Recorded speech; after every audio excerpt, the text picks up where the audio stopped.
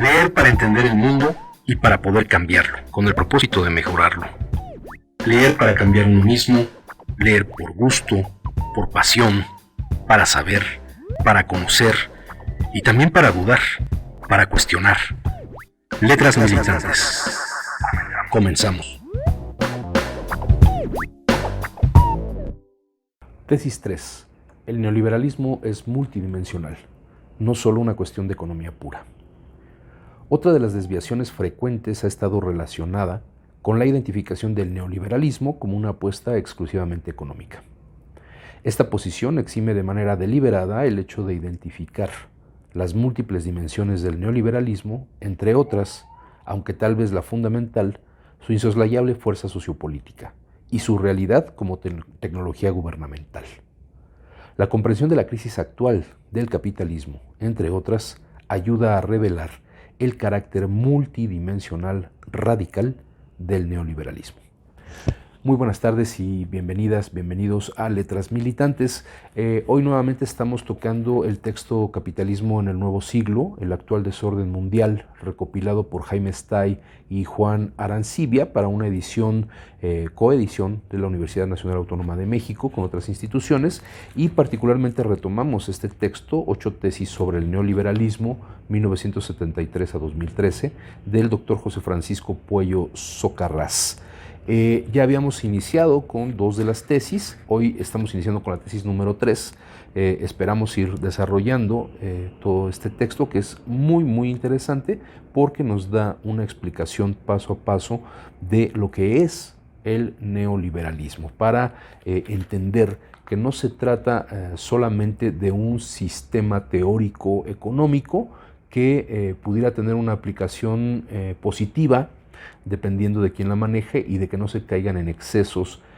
como la corrupción, como se ha querido manejar en nuestro gobierno actual, sino que el neoliberalismo es en efecto un sistema que sus fallas están prácticamente conocidas de origen, que sus excesos son parte de la misma teoría económica y que no solamente, como vamos a ver en esta tesis número 3, no solamente se trata de temas económicos, sino que tiene un trasfondo sociopolítico y que sus afectaciones pues, son transversales a la vida cotidiana de las diferentes sociedades en donde estamos padeciendo este modelo económico que deriva directamente del capitalismo. Es una forma evolutiva, vamos a llamarle así, de este sistema capitalista que domina prácticamente a todo el planeta. Entonces vamos a retomar este texto en la parte que nos quedamos.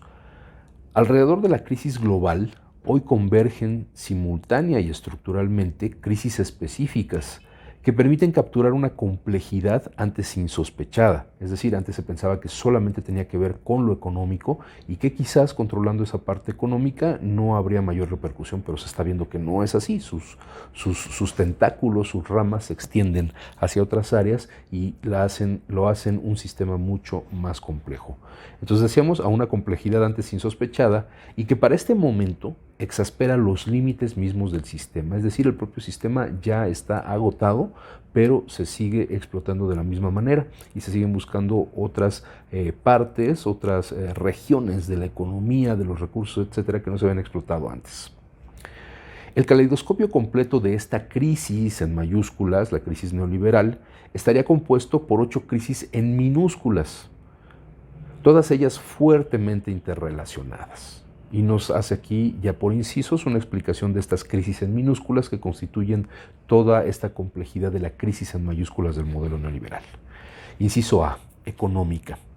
particularmente comprometida con aspectos financieros y las finanzas estatales y privadas, que pues es el más conocido, ¿no? El que al Estado se le va restando poder sobre la economía a través de privatizaciones, a través de abrir al mercado, a la iniciativa privada, el manejo no solamente de algunos servicios que pudieran ser de mediano nivel, sino incluso hasta reformas en materia de servicios de más gran envergadura, de áreas estratégicas para el desarrollo económico de los países, como en nuestro caso estaríamos hablando de la energética. B, energética,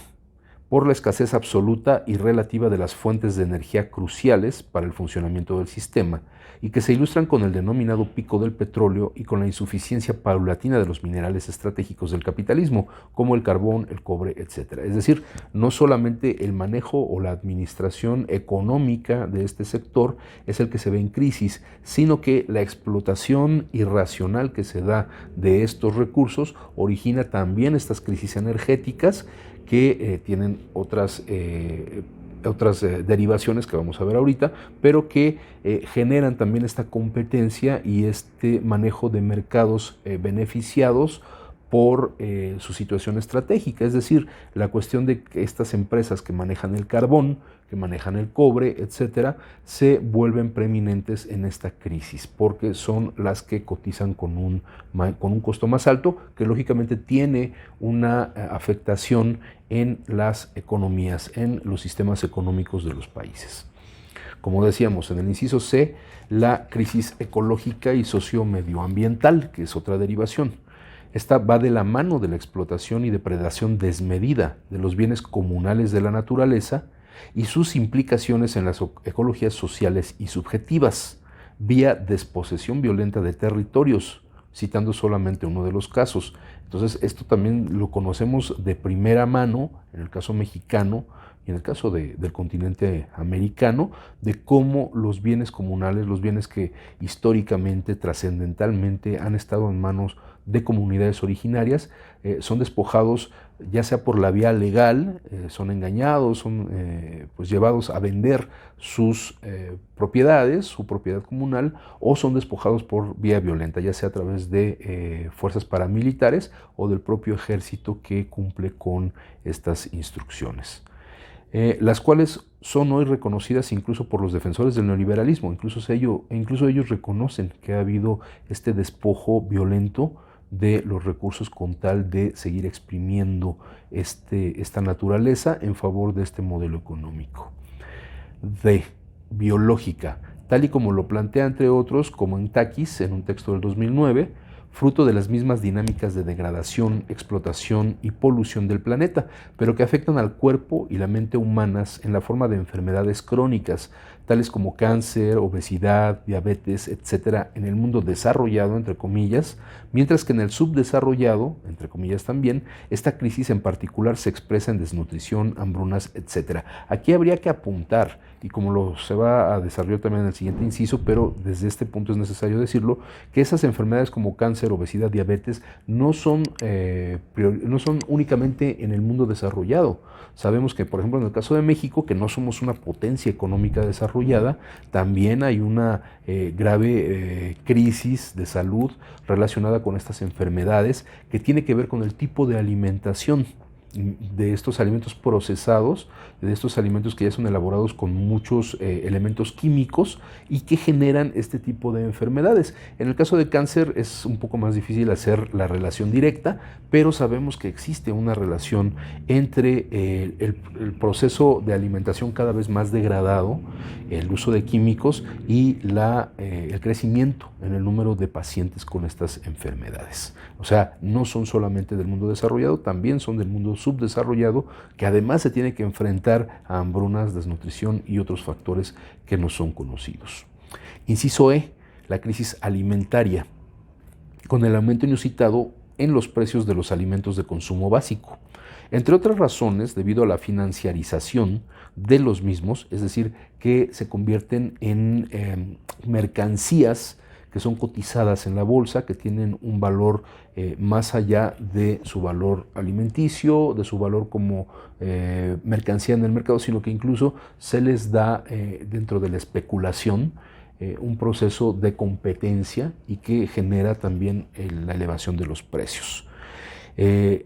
Debido a la financiarización de los mismos y también por la sustitución de la producción alimenticia por la producción de agrocombustibles, lo que sabemos que pasa, por ejemplo, con el maíz y con la caña de azúcar, que al encontrarse la manera de convertirlos en combustible, pues entonces se pasa a la generación, a la producción industrial de este tipo de alimentos, pero dejan de ser alimentos para convertirse en esta mercancía como combustible que sirve al propio sistema y que lógicamente va dejando de lado su prioridad como alimento hacia la sociedad.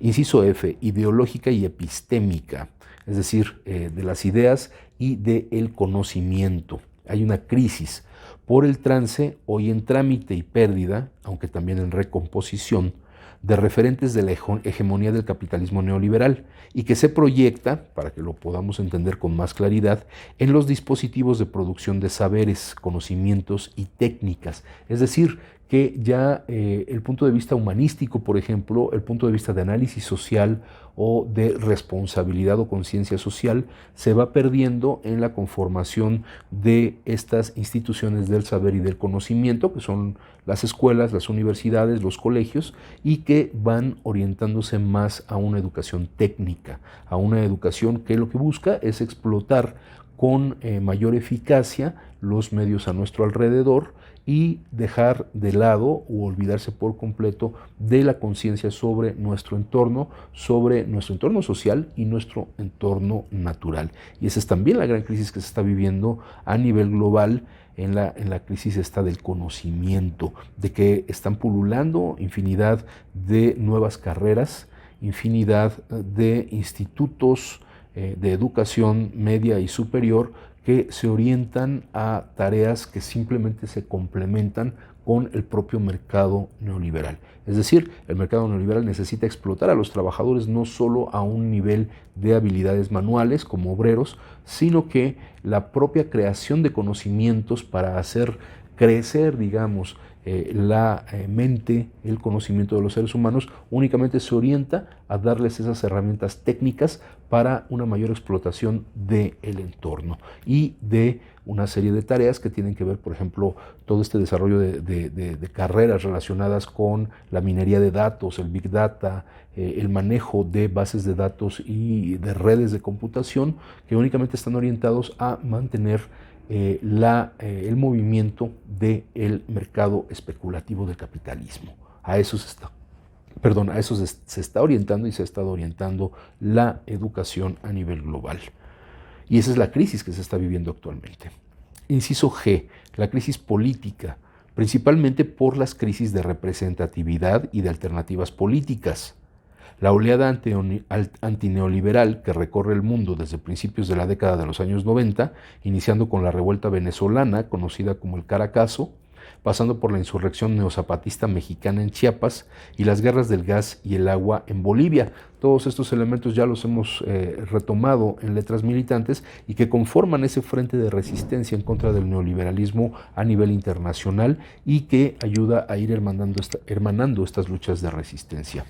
Las rebeliones populares en Argentina y Ecuador, hasta las protestas sociales contemporáneas en diferentes países de Europa y Estados Unidos, la primavera árabe y los episodios contenciosos en América Latina, Chile, Colombia, últimamente en Brasil y Perú, entre muchos otros, muestran la magnitud de esta crisis. Y a eso, bueno, este documento, este libro, recordemos, fue editado en el año 2016, esta edición es del 2016, entonces a eso habría que actualizar los recientes procesos electorales, tanto el caso mexicano, que pues es una muestra de hartazgo ante el modelo neoliberal impuesto durante 30 años con los gobiernos desde Miguel de la Madrid hasta el de Enrique Peña Nieto, y que bueno, la explosión de este hartazgo social se tradujo en la elección de Andrés Manuel López Obrador como presidente mexicano. Pero actualizando también estos datos, lo que ha pasado en Chile, que ha habido también un giro dentro de los gobiernos, ahora con elecciones democráticas, el caso de Colombia, en donde también se está dando un giro debido a ese hartazgo, a esta explotación brutal que se ha hecho a través del modelo neoliberal de la economía y que da lugar a gobiernos progresistas, concebidos de esa manera, algunos con una mayor tendencia hacia la izquierda que otros, pero que haciendo una crítica muy puntual no responden realmente a un cambio del modelo. Responden prácticamente a la suavización de algunas de las aristas de la economía neoliberal, pero realmente no hay un cambio de fondo a la aplicación de estas medidas económicas. No hay una reversión, por ejemplo, de la cuestión de las privatizaciones, salvo el caso que estábamos enterándonos hace unos días en Francia, que hay este proceso de renacionalización de Électricité de France, que se convertirá en una empresa del Estado. Pero fuera de esos destellos, que tampoco son a profundidad, bueno, pues habrá que darle seguimiento a la conformación de estos modelos sociales progresistas y cuál va a ser el papel de los pueblos, de las sociedades movilizadas en torno a esta crisis, a estas 8 crisis que nos está mencionando el texto. Inciso H, la crisis social. La sostenida devaluación de las relaciones sociales y de los niveles de vida, la profundización de la pobreza y el empobrecimiento de sectores medios, la miseria, la precarización, también incidentes sistemáticos de represión progresiva militarización, incluso bajo dispositivos parainstitucionales, y terrorismo de Estado. Aquí vale la pena también hacer una pausa, porque lo que estamos viviendo es efectivamente en esta crisis del neoliberalismo en lo social, como decíamos en el apartado anterior, pues es lo que va revelando es un hartazgo por la manera como pues los efectos negativos de las contradicciones internas que generan crisis del modelo capitalista en su etapa neoliberal, pues a quien más afectan es a la población, a los pueblos, a los trabajadores, a las trabajadoras, a través del empleo, a través del alto costo de la vida, de la falta de servicios, etc. Entonces, eso es lo que detona en este inciso, que es el último de las crisis, que yo diría que es una de las más importantes y a la que debemos prestar más atención, porque requiere de una movilización constante, de un proceso de resistencia. Justamente ahorita estamos oyendo, hay una marcha allá afuera, como no han dejado de haberlas. A pesar de que se diga que pues, el neoliberalismo ya no existe en nuestro país, la realidad es otra y los cambios a profundidad no han sido lo suficiente como para pensar que estamos dejando atrás el modelo neoliberal. Y esto aquí hay que subrayarlo, también se señala, y repito, es un texto del 2016, en donde habla de una progresiva militarización. Y eso es un tema preocupante, particularmente en el caso mexicano, en donde vemos que incluso hasta la administración pública o muchos de los servicios de la administración pública empiezan a ser controlados por los militares. Entonces son detalles que no hay que perder de vista y que hay que tener muy en cuenta para no pensar que todos nuestros problemas se van a solucionar desde las grandes esferas de la política y del poder, sino que la organización de trabajadores y trabajadoras como nosotros, en el Sindicato Mexicano de Electricistas, pero también como muchos otros millones de mexicanas y mexicanos, depende de esa capacidad de organización y de hacernos escuchar y de hacernos partícipes de los procesos democráticos para la toma de decisiones. Estamos prácticamente ya en el territorio de el relevo presidencial para el 2024 y lo que vemos es que pues, todavía no se resuelven problemas de fondo como para poder pensar holgadamente en ese relevo presidencial.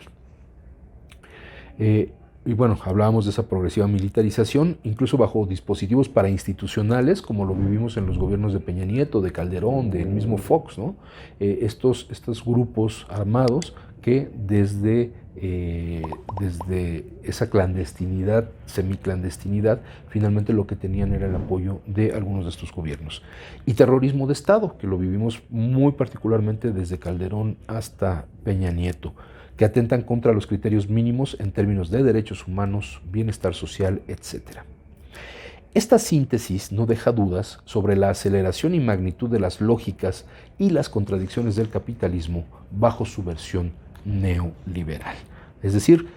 son parte natural esta contradicción, este enfrentamiento y estas crisis que se generan dentro del propio modelo, son parte del mismo modelo, eso nos debe quedar muy claro. La tesis que sostiene que al neoliberalismo hay que considerarlo más allá de la economía pura fue una cuestión abordada desde un principio en las discusiones de la Sociedad de Montpellier. Esta afirmación se encontraría bastante bien documentada por el influjo histórico de las posturas neoliberales en las ciencias sociales y humanas dominantes, especialmente desde mediados del siglo XX. O sea, no solamente en los textos económicos o economicistas, sino en el conocimiento que se ha generado desde las ciencias sociales y las humanidades para encontrar que los alcances de estas crisis y de estas contradicciones no solamente afectan la economía, sino que afectan muchos otros elementos. Y no es que la crisis económica derive en todas estas crisis, sino que el propio modelo afecta cada uno de estos incisos que hemos leído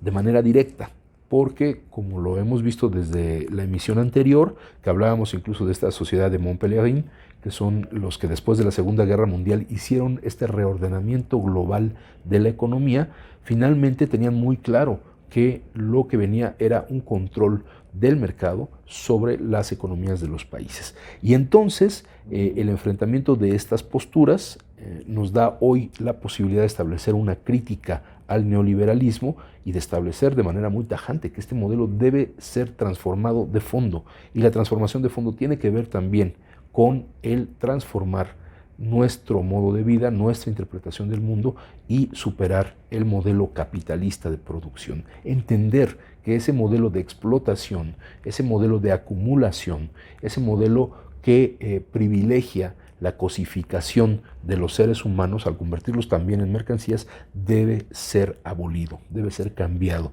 Y quienes estamos en la posibilidad de hacerlo tendríamos que ser las y los trabajadores, la población en general, y no los círculos políticos o los poderes de facto que muchas veces controlan todos los procesos electorales, económicos y políticos de los países. En la ciencia económica contemporánea, el dominio de los enfoques convencionales, a pesar de la creciente contestación y disputa epistemológica y académica más reciente, resulta un hecho evidente. En otras disciplinas, como por ejemplo la ciencia política, enfoques dominantes como el neoinstitucionalismo o la administración pública, la nueva gestión pública, el New Public Management, el convencionalismo aún goza de buena salud y expresa de manera consistente la pretensión imperialista de tomar al neoliberalismo en términos de la producción de saberes y conocimientos sociales y humanos, que desde luego figuran como relato de los poderes que intenta efectivizar, especialmente en el ámbito de la alienación ideológica. ¿A dónde va esto? A que justamente todo el discurso neoliberal y lógicamente capitalista, que nos habla del individualismo, que nos habla de esto que los norteamericanos o los estadounidenses llaman el self-made man, el hombre hecho por sí mismo, que no necesitó de nadie más, que se construyó a sí mismo a través del esfuerzo, a través de ir avanzando en la vida,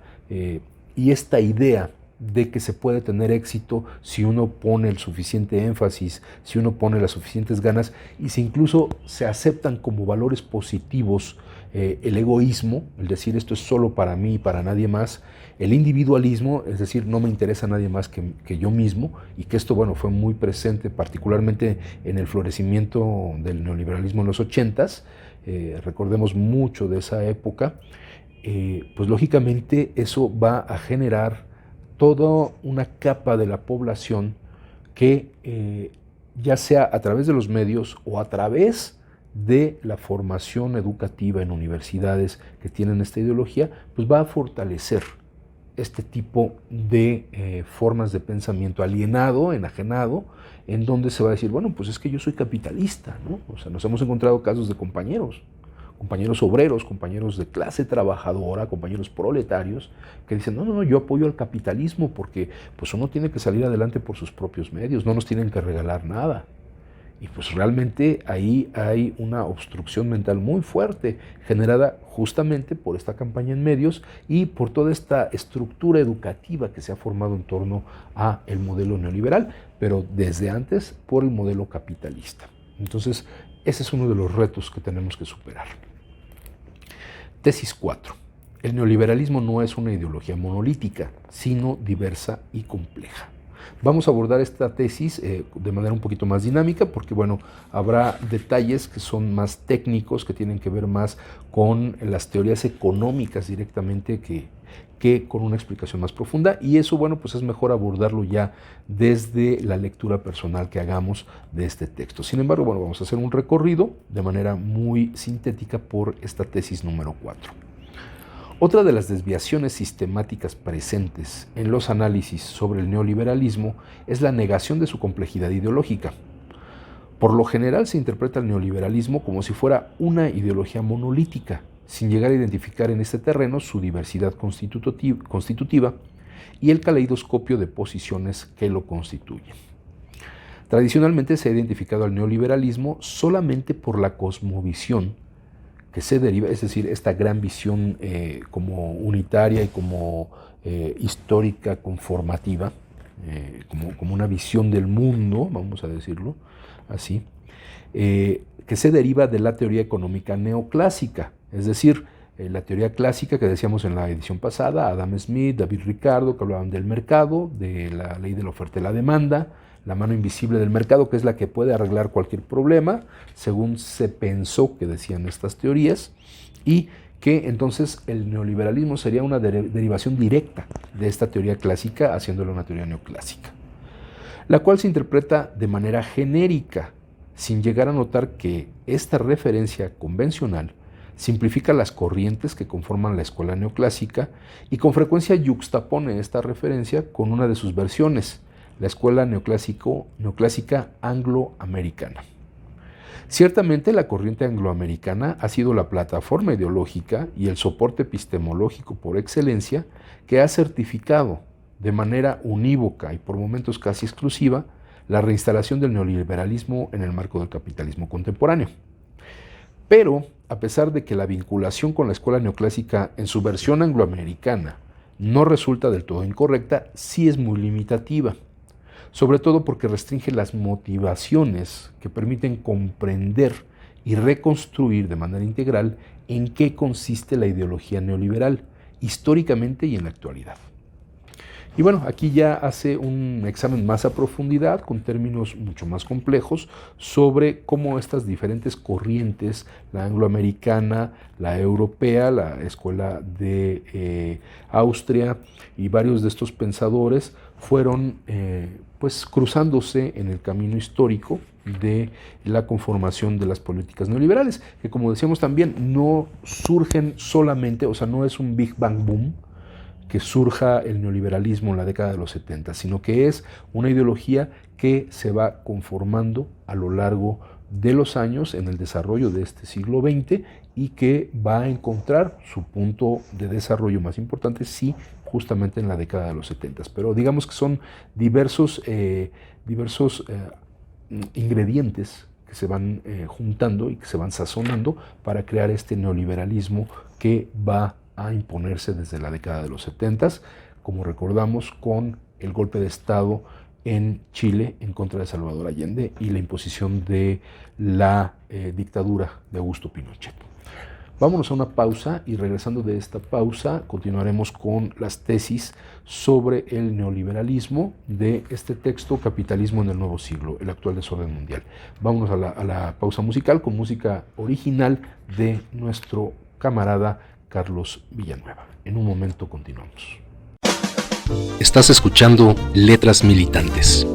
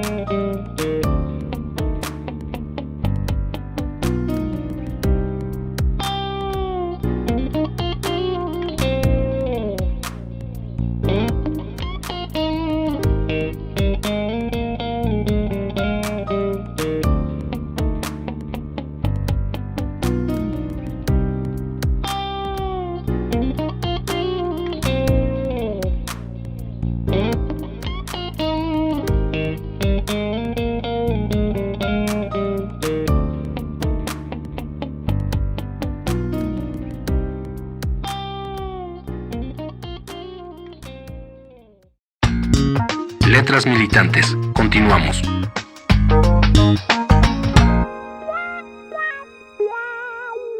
Regresamos a Letras Militantes con las 8 tesis sobre el neoliberalismo, 1973 a 2013, un interesantísimo texto del doctor José Francisco Puello Socarrás, parte del libro Capitalismo en el Nuevo Siglo, el actual desorden mundial, un texto del 2016, pero que nos parece importante recuperar para dar más elementos al análisis de nuestra realidad. Hoy nos enfrentamos quizás a uno de los puntos más trascendentales en la historia de nuestro país, que tiene que ver con el si superamos o no superamos un modelo económico que se nos ha venido imponiendo a lo largo del siglo XX y en lo que va del siglo XXI, y que no soluciona las demandas históricas de la clase trabajadora del pueblo de México, que ha sido motor en muchas ocasiones de las transformaciones en el país. El propio gobierno del presidente Andrés Manuel López Obrador ha mencionado que su gobierno conforma la cuarta transformación, señalando que la primera gran transformación fue la lucha de independencia, la segunda transformación fue la guerra de reforma en el siglo XIX, la tercera transformación la Revolución Mexicana de 1910, y que hoy estaríamos en una cuarta transformación de nuestro país. Sin embargo, los resultados que ha habido en estas transformaciones no han dado un cambio de fondo a la situación del pueblo, de los trabajadores en nuestro país. Si bien se han logrado algunas conquistas históricas, y destaquemos, por ejemplo, para el caso de los trabajadores, y sin profundizar más en este análisis, la creación del artículo 123 de nuestra Constitución con la Constitución de 1917, bueno, son conquistas que han costado sangre, han costado luchas, han costado vidas de trabajadoras y trabajadores en nuestro país y de pensadores y activistas revolucionarios. No se trata, como a veces se quiere concebir, como una gracia o una buena voluntad de parte de los gobernantes para hacernos más ligera la vida, sino que viene de la presión que los propios movimientos sociales vamos haciendo a lo largo de la historia, y que finalmente los gobiernos se ven obligados a adoptar dentro de su agenda, que fundamentalmente obedece a un modelo de explotación capitalista. Este ha estado presente prácticamente en los últimos 150 años, y en nuestro país ha sido notable cómo este modelo pues ha ido adaptando de un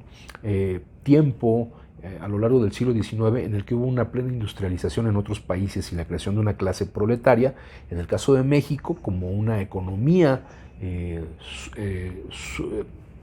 sumida o alineada a los intereses económicos de otras potencias, bueno, finalmente se ve rezagada. Pero a lo largo del siglo XX particularmente se dio este proceso acelerado en donde llegamos a los mismos límites del modelo neoliberal, en este caso en la década de los 80, muy ya a la par de lo que estaba pasando en la economía de otros países, y dejando atrás este rezago organizativo, administrativo, económico que había caracterizado la primera mitad del siglo XX e incluso todo el siglo XIX. Que bueno, fue un siglo caracterizado por estas luchas por el poder, que ya podremos abordar en otra emisión de Letras Militantes. Por lo pronto, recuperamos estas 8 tesis. Es importante, repito, reitero, es importante conocer estos elementos teóricos que pueden de repente parecer un poquito sosos, un poquito tediosos, la lectura puede ser un poquito complicada, pero es necesario hacer este esfuerzo, porque de lo contrario estamos condenados a no entender qué es lo que está pasando a nuestro alrededor, a concebir que efectivamente cualquier teoría económica es buena, es aplicable, siempre y cuando sea gente buena la que la aplique. Y no es así, la realidad es muy distinta. Las teorías económicas las crean los seres humanos y las crean con un objetivo en específico. Y el objetivo específico del capitalismo, ya cuando se va concibiendo como una teoría político-económica, es la explotación de los recursos y la explotación de los trabajadores. Entonces, hagamos ese esfuerzo y entrémosle al debate sobre esta situación. Porque bueno, eso sería un primer elemento, conocer nuestra realidad, para entonces poder estar en posibilidad de transformarla, de cambiarla. La tesis que habíamos dejado, la tesis era la tesis cuarta. Bueno, decíamos, habla sobre precisamente todas estas diferentes corrientes, escuelas del neoliberalismo o que fueron constituyendo el neoliberalismo. La tesis número 5 también habla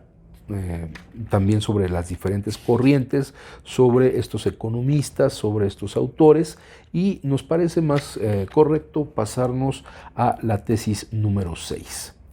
El neoliberalismo no es estático, sino dinámico y resiliente.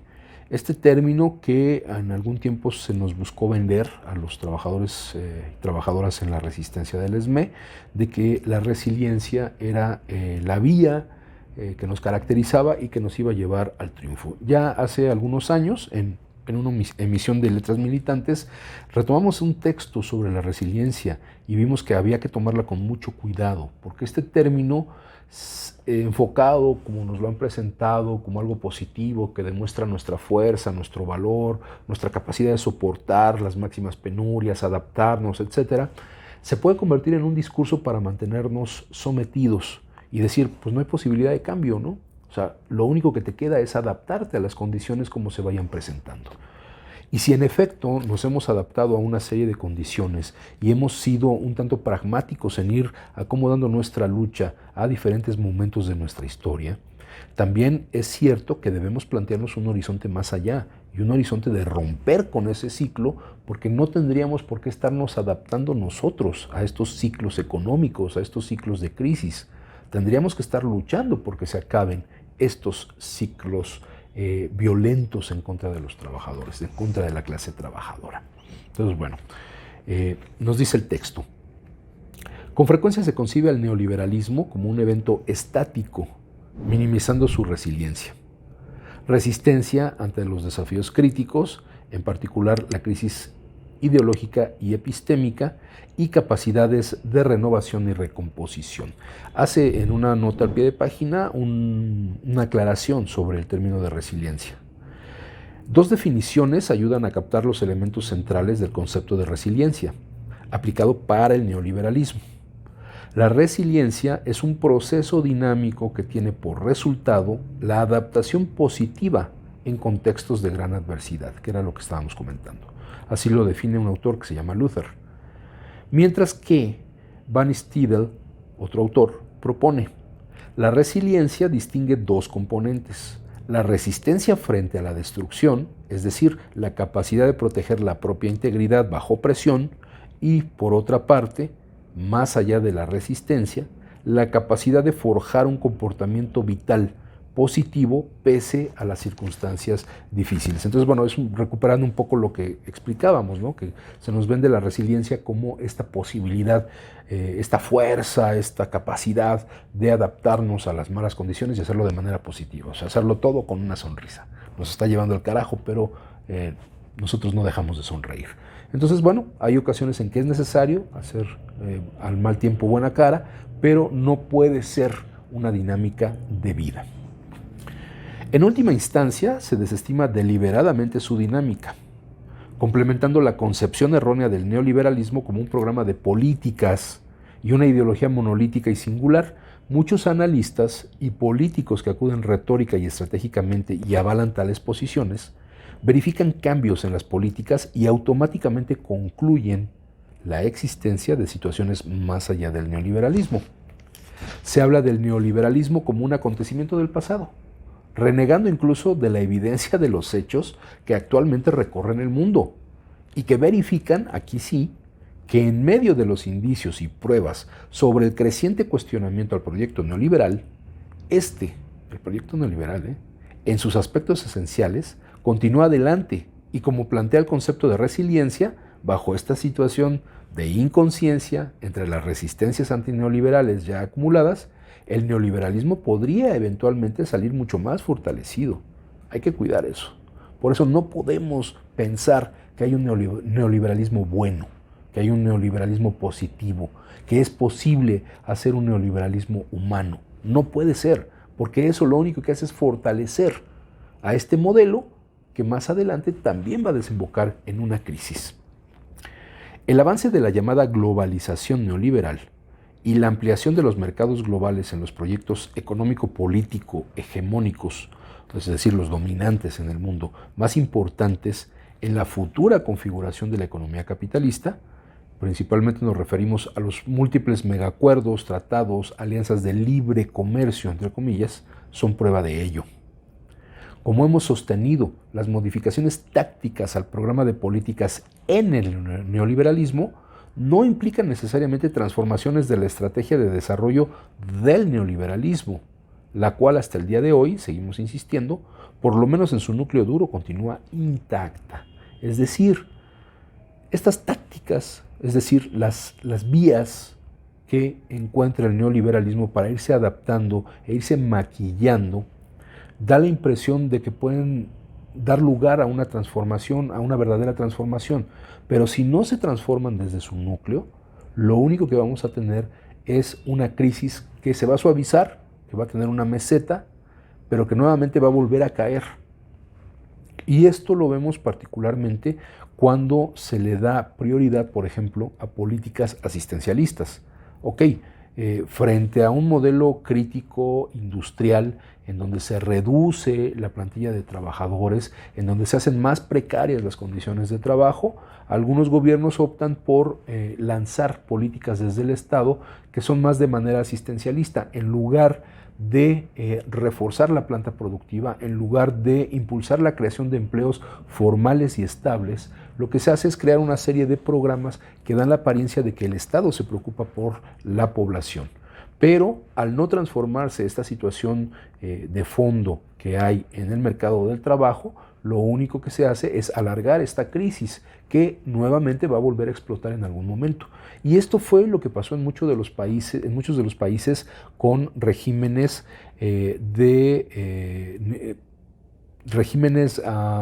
progresistas de izquierda, el caso de Brasil, el Brasil de Lula, de Argentina con los Kirchner, de propio Bolivia, de Ecuador, etcétera, en donde las soluciones planteadas desde el plano económico no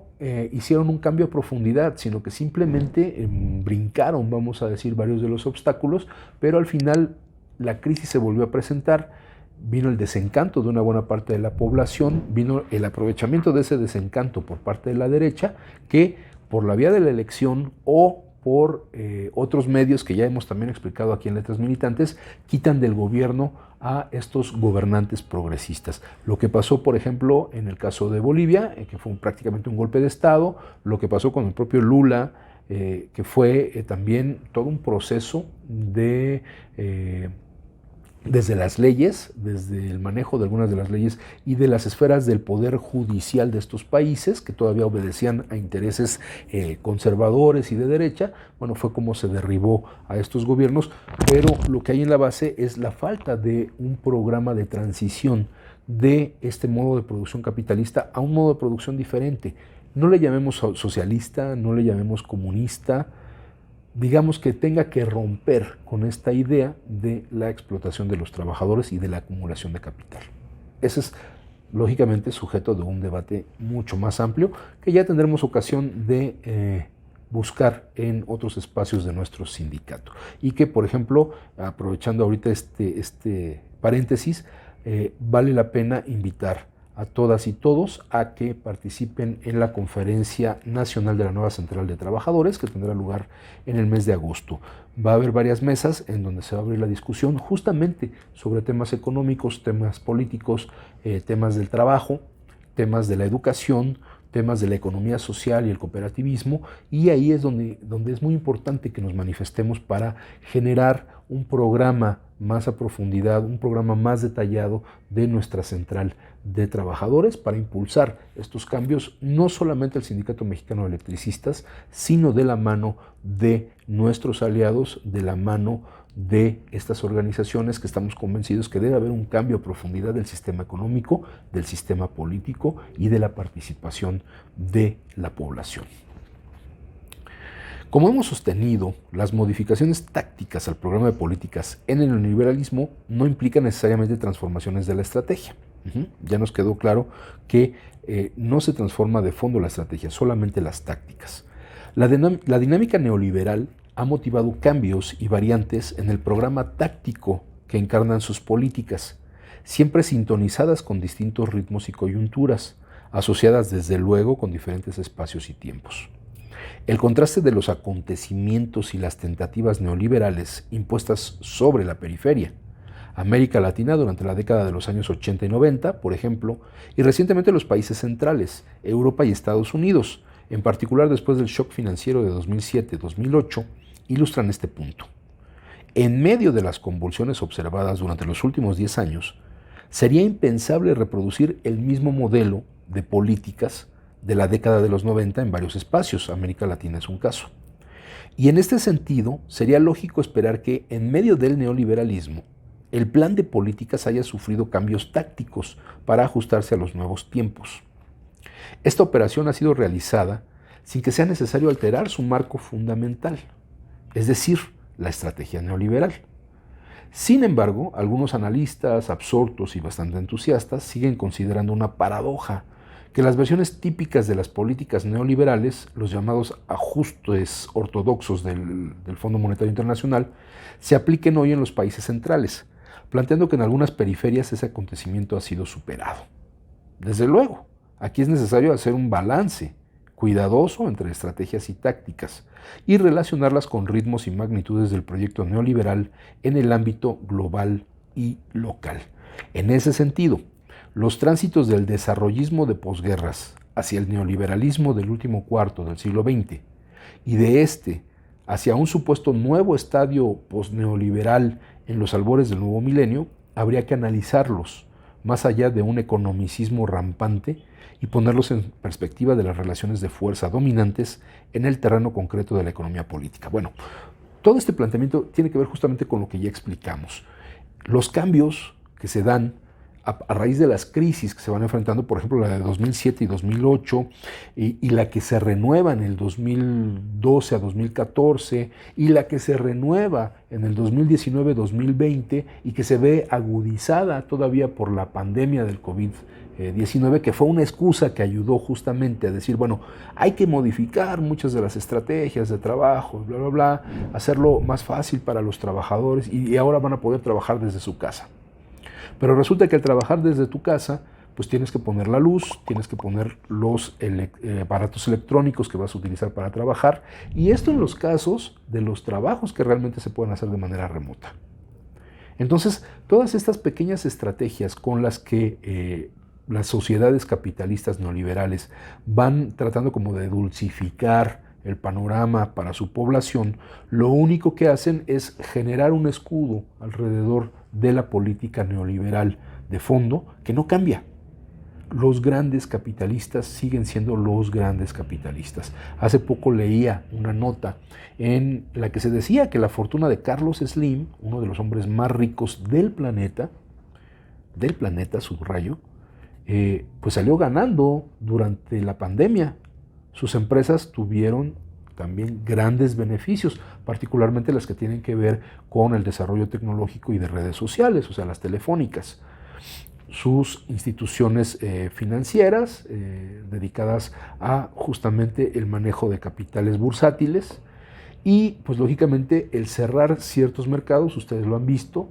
muchas de las tiendas de Sanborns, que son propiedad de Carlos Slim, cerraron, desaparecieron, pero se renovó su capacidad económica en otras áreas, trasladó parte del capital que podía perderse, lo traslada a otras áreas y explota una serie de necesidades que se van generando dentro del propio mercado. Pero quienes salen perjudicados, lógicamente y siempre, son las y los trabajadores de las empresas de Carlos Slim. Entonces, en un periodo en donde pues hay preocupación por la cuestión sanitaria, por la propia vida,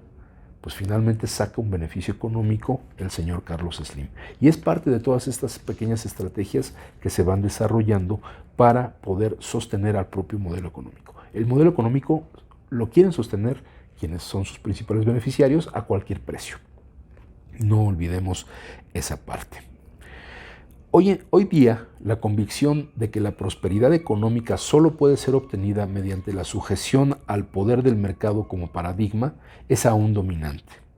Es decir, que siga siendo el Estado una parte aledaña, una parte asociada, pero que no controle la economía. Incluso después de la crisis, el discurso recurrente de las élites fue no abandonar estos convencimientos.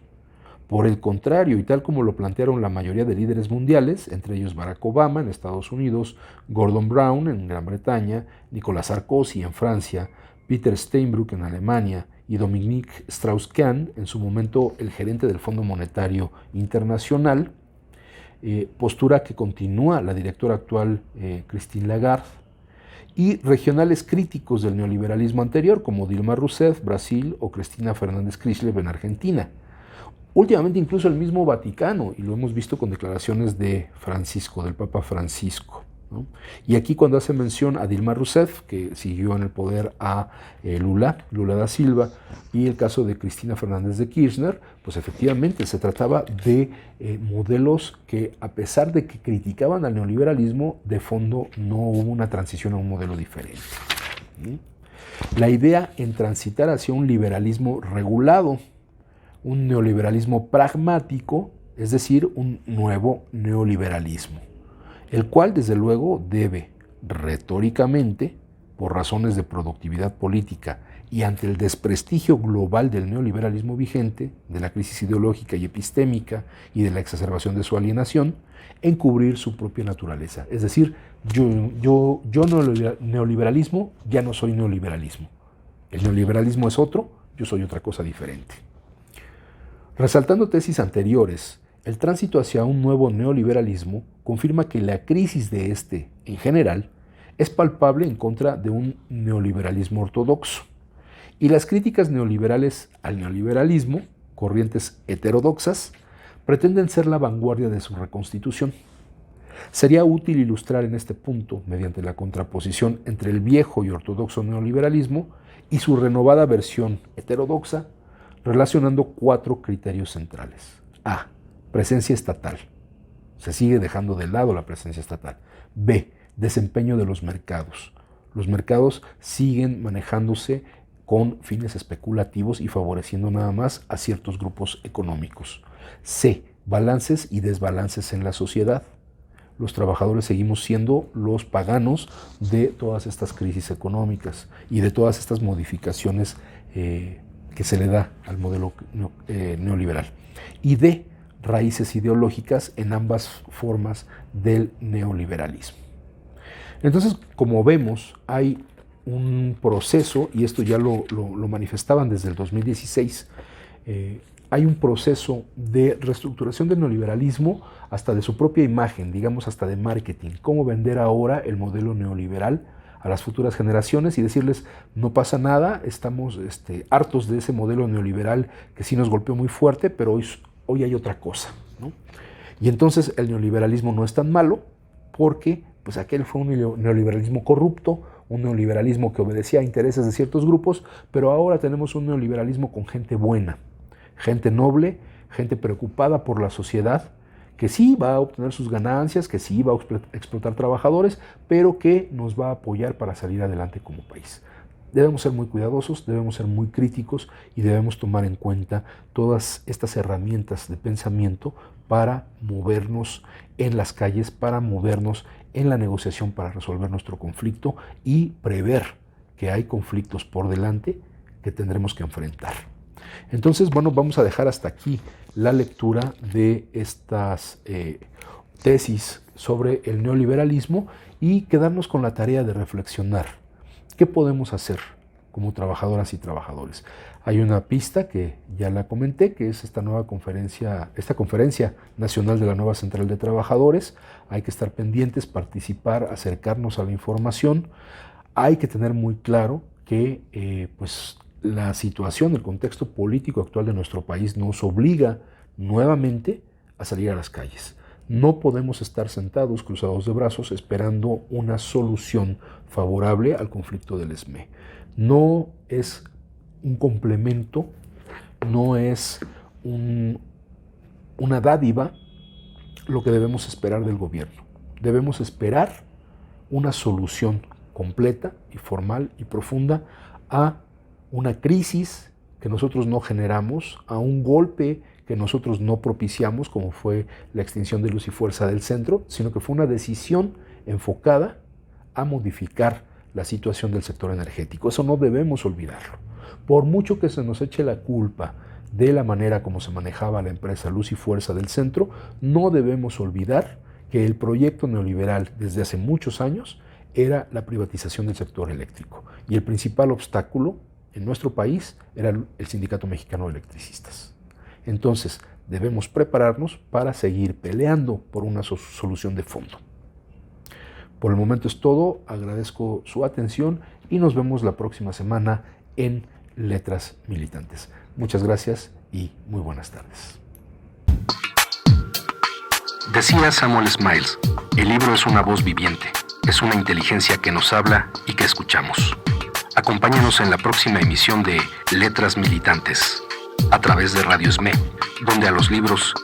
les damos la palabra.